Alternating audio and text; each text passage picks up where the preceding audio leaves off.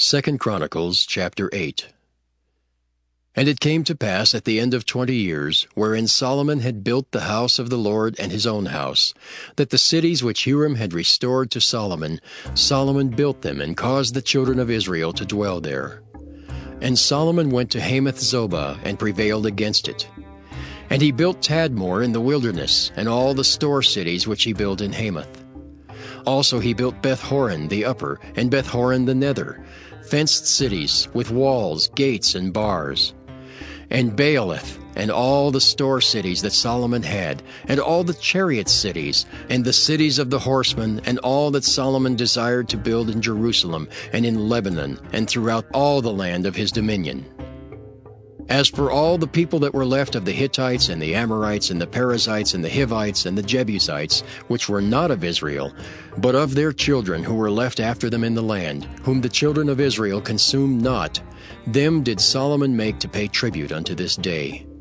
But of the children of Israel did Solomon make no servants for his work, but they were men of war, and the chief of his captains, and the captains of his chariots and horsemen. And these were the chief of King Solomon's officers, even 250 that bare rule over the people. And Solomon brought up the daughter of Pharaoh out of the city of David unto the house that he had built for her. For he said, My wife shall not dwell in the house of David king of Israel, because the places are holy, whereunto the ark of the Lord hath come.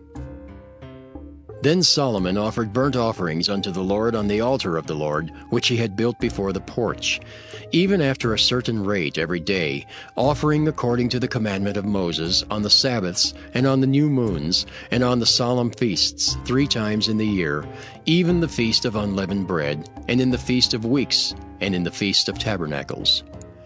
And he appointed, according to the order of David his father, the courses of the priests to their service, and the Levites to their charges, to praise and minister before the priests, as the duty of every day required.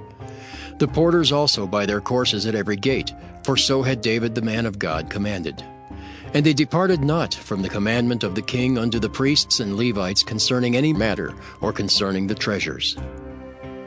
Now all the work of Solomon was prepared unto the day of the foundation of the house of the Lord, and until it was finished.